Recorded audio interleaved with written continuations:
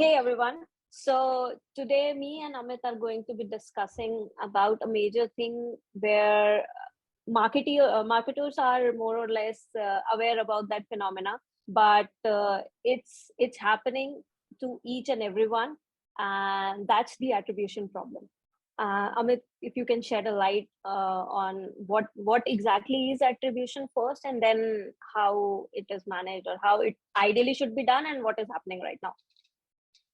Yeah, attribution is the reason for something to happen, right? That's the reason you attribute an idea to something or whatever it is, right? So to correctly ascertain how something happened and why, and to give the right causes, the attribution correctly allows one to see what's happening, basically, right? If you have a complex system and you don't see correct cause and effect, then you can't do anything there, you know? So to correctly see cause and effect, one has to see all the moving parts and then see how one part connects to the other and things happen.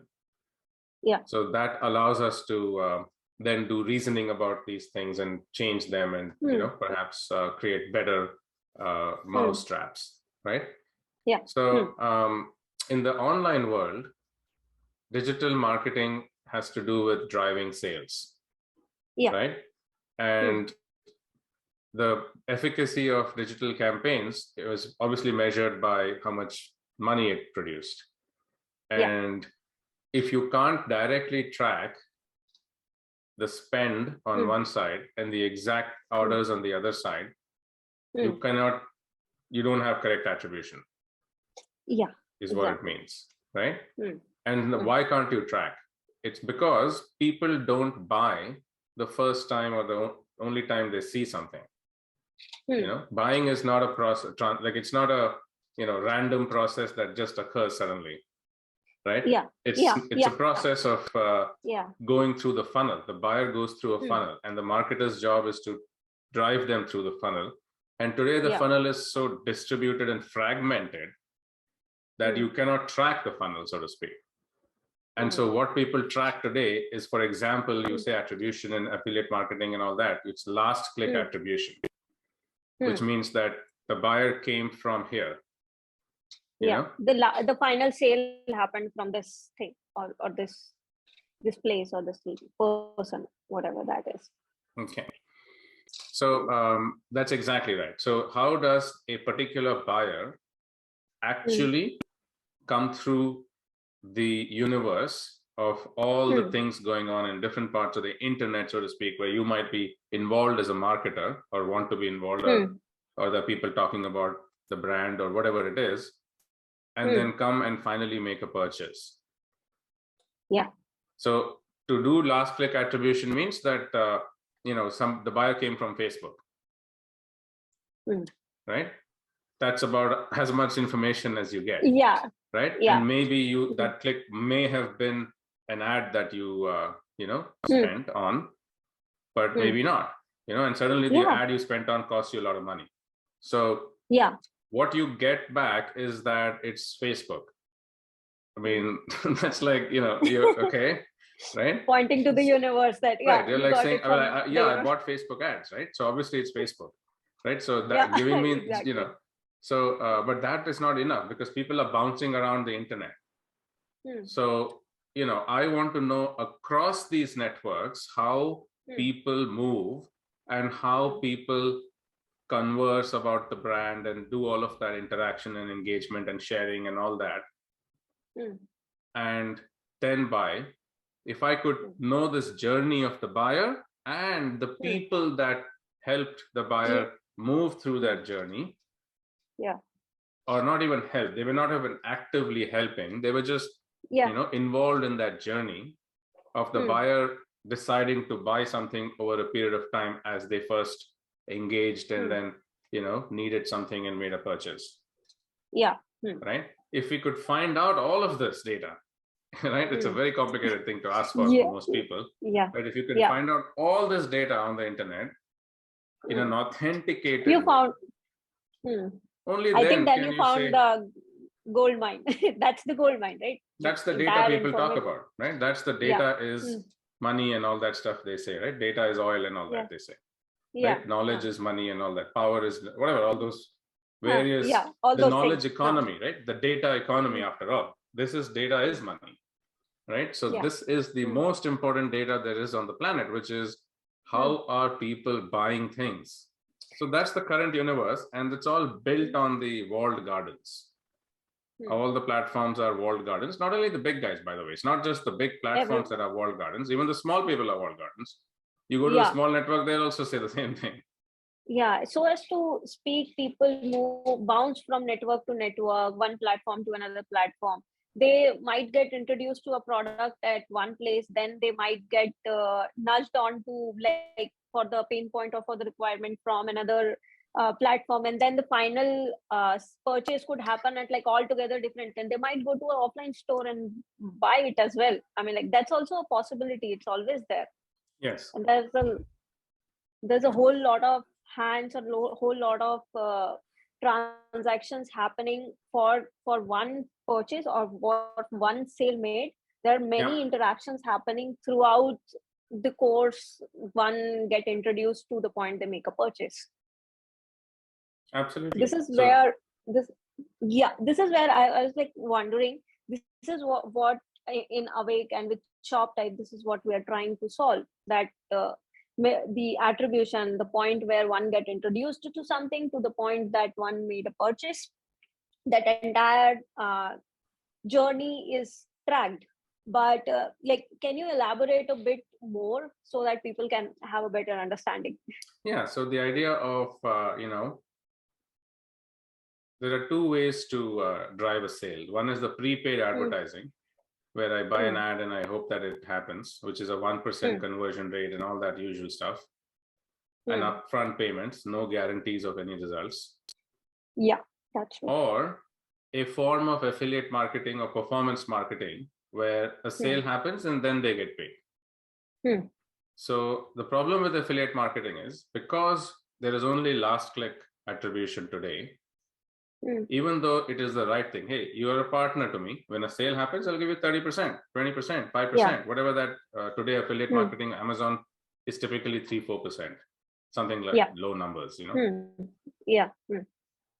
But whatever that, it could be higher for apparel and different categories, and some of them are much higher in other cases and so on. In Awake, we say 30, 40, 50%, right? Listen, I'm driving people through the funnel and a bunch of them come, and 1% will buy. Your products have to be good and all that. And maybe some of them buy tomorrow, because not everybody buys right now, but you will only pay me for what I drive right now. That's a bad deal. That's a terrible deal. That's like a horrible deal. That's a terrible. Not only is it a terrible deal, but I have to become a salesperson with my friends and family and networks and try to get them to buy things and make a buck off of them. Which is like horrible. Right? And then the other people think of me as the guy or gal that is always selling stuff. Right? Yeah. So it's like all of and people don't like to be sold to. Right? They don't like to sell, and they don't like to be sold to, because we all like to be independent minded thinkers, creators, whatever it is, and we decide when to buy. Right? We're not buying because somebody is selling to us. Right? Yeah, it's very annoying when they do that, right? So think about it. The journey of the buyer and value creation happens when 99 events out of 100 have finished happening. Yeah. Then the final happens. The final event happens. So you're telling me that you will make me do the worst of the job, right? Yeah, exactly. And not pay me for the juice. Exactly. That's crazy, right? That's like a horrible thing. Right. So instead of that, and now let's ask them, why is that? The reason for why that is because they don't have a choice. They have no way to know that you were the last but one click, or the third but one last click, or whatever it is. Right? Yeah. Maybe they know the first click, maybe they know the last click. Click. Yeah. But they don't know the journey, and even that first click, last click. How do you track it?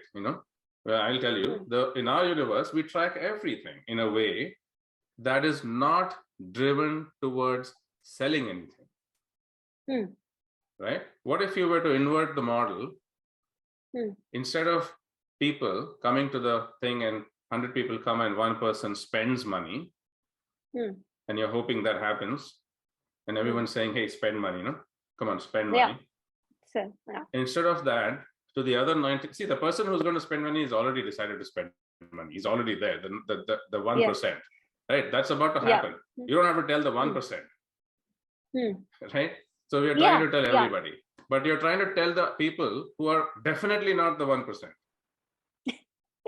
right? Which is annoying, right? Which is annoying. So what if we were to not focus on the sale at all, because we already know that 1% will buy.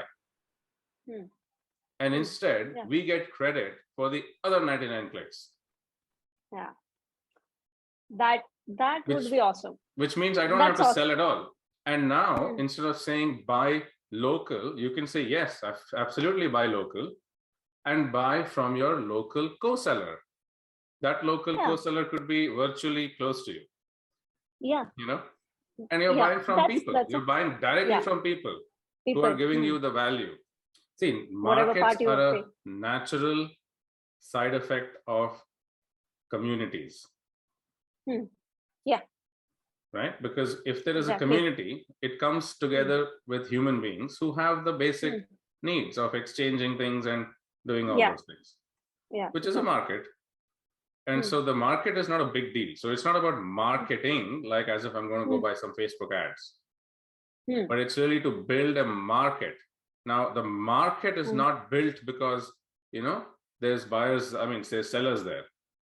Right? Whenever there's a seller, there's sellers everywhere, to the point earlier, right? We don't care about sellers. You know, we only call it a market if there are other buyers there. Buyers. Yeah, exactly. So where are these buyers? We already know 99% of the time they're not buying.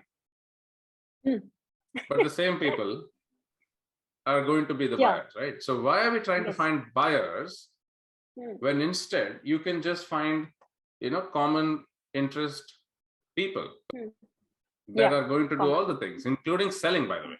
You know, the selling is not happening by some other aliens. It's also part of the same community. Yeah, exactly. Yeah. Right? So to go community first is not some unique thing. It's the natural thing. And it's the most, you know, sensible way to behave.